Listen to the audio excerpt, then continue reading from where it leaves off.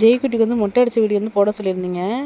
MS ராஜா brother உங்களுக்காக தான் அந்த வீடியோ போட்டிருக்கேன். ஜெய்குட்டி ஸ்டார்டிங்லலாம் மொட்டை அடிக்க நல்லா தான் கொடுத்துட்ருந்தான். அதுக்கப்புறம் தான் அழுதுட்டான்.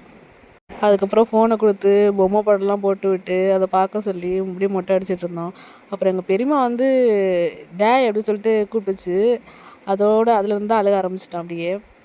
அதுக்கு முன்னாடி வரைக்கும் என் தம்பி மடியில் தான் உட்காந்து மொட்டை அடிச்சிட்டு இருந்தான். அந்த சத்தம் கேட்டு அழுக ஆரம்பித்ததுலேருந்து அவங்க அப்பா கிட்டே போயிட்டான் அப்படியே.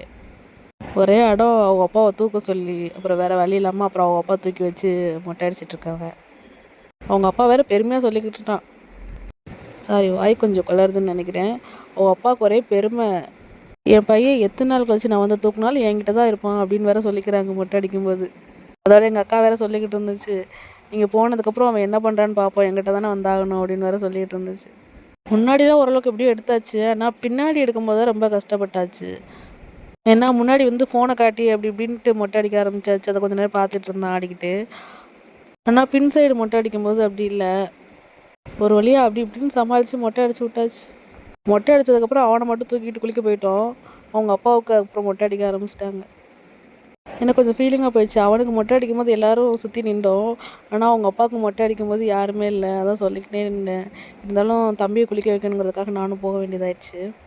ஜெய்குட்டி அழுதுனால ஒழுங்காக கூட குளிக்க வைக்க முடியல. சும்மா லேசாக குளிக்க வச்சுட்டு தூக்கிட்டு போய் ட்ரெஸ்ஸை மாற்றி விட்டாச்சு. இப்போ தான் ஜெய்குட்டி வந்து ஃபஸ்ட் டைம் வேட்டி சட்டை போட்டிருக்காங்க. நாங்கள் என்னமோ அவனுக்கு ட்ரௌசர் சட்டை தான் எடுத்துகிட்டு போனோம். எங்கள் பெரியம்மா தான் வேட்டி சட்டை எடுத்துகிட்டு வந்திருந்தாங்க. இதை தான் போடணும் அப்படின்னு சொல்லிட்டாங்க. சரின்ட்டு அவங்க ஆசைப்பட்டு வாங்கிட்டு வந்திருக்காங்கன்னு அதையும் போட்டாச்சு. ஆளுக்கு ஒரே ட்ரெஸ்ஸாக எடுத்து வந்து குமிச்சிட்டாங்க. ஆளுக்கு ஒரு ட்ரெஸ்ஸு. கடைசியில் எங்கள் பெரியம்மா எடுத்து கொடுத்த வேட்டி சட்டை தான் போடுற மாதிரி ஆயிடுச்சு. ஜெய்யோட அப்பா வந்து இது வரைக்கும் விவரம் தெரிஞ்சதுலேருந்து மொட்டை போட்டதே இல்லையா. இப்போ தான் மயனுக்காக ஃபஸ்ட் டைம் போடுறாங்க. நான் கூட மொட்டை போட மாட்டாங்கன்னு தான் நினச்சேன்.